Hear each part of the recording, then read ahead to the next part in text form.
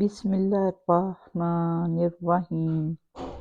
شروع اللہ کے پاک نام سے جو بڑا مہربان نہایت رحم والا ہے۔ حدیث نمبر 10۔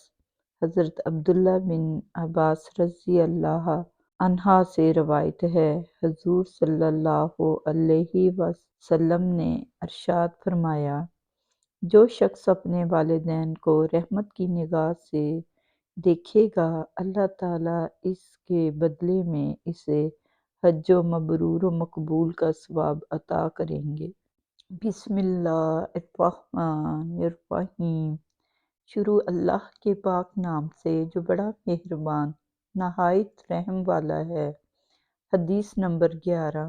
حضرت عائشہ رضی اللہ تعالی عنہا سے روایت ہے، نبی کریم صلی اللہ علیہ وآلہ وسلم نے ارشاد فرمایا، تین چیزوں کی طرف دیکھنا عبادت ہے، ماں باپ کے چہرے کی طرف، قرآن کی طرف اور سمندر کی طرف۔ بسم اللہ الرحمن الرحیم۔ شروع اللہ کے پاک نام سے جو بڑا مہربان نہایت رحم والا ہے۔ حدیث نمبر 12۔